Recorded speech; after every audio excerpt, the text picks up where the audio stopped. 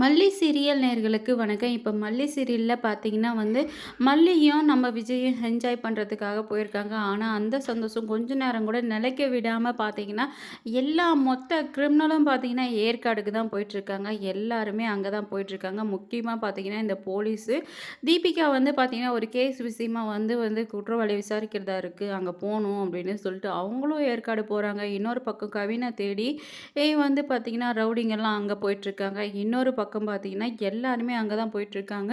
எதுக்காக இப்படி விஜய், மல்லிய சந்தோஷமா இருக்க விடாம இப்படி பண்றாங்கன்னு தெரியல. கொஞ்ச நேரமாச்சு சந்தோஷமா விட்டுருக்கலாம். ஆனா பார்த்தீங்கன்னா, இப்ப மொத்த ரவுடியும் கிளம்பி அங்க வந்துட்டுருக்காங்க. இன்னொரு பக்கம் தீபிகா பார்த்தீங்கன்னா, அங்க வந்துட்டுருக்காங்க. அங்க பார்த்தீங்கன்னா, அவங்க தங்கியிருக்க ஹோட்டலுக்கே கரெக்ட்டா எப்படி வராங்கன்னே தெரியல. எல்லாரும் அங்க தான் வந்துட்டுருக்காங்க. அந்த கவின் பார்த்தீங்கன்னா இப்போ காஃபி ஷாப்ல காஃபி குடிச்சிட்டுருக்காங்க. அவனோட வீடியோ பார்த்துட்டு ரவுடிங்கள அனுப்பிச்சு அவன புடிச்சிட்டு வர சொல்லி அனுப்பிச்சிட்டுருக்காங்க. ஆனா, அதுக்குள்ள தீபிகா கண்டுபிடிச்சிட்டாங்கன்னா கவின ஆனா அவர் மாறு வேஷத்துல இருக்காரு. ஒரு கிழவன் வேஷத்துல வந்திருக்காரு வயசான மாரி. இதனால பார்த்தீங்கன்னா கண்டுபிடிக்க முடியாதா? ஆனா தீபிகா ரொம்பவே இன்டெலிஜென்ட்டு. கண்டிப்பா சூப்பரா கண்டுபிடிச்சிருவாங்க உண்மையான குற்றவாளி யாருன்னு.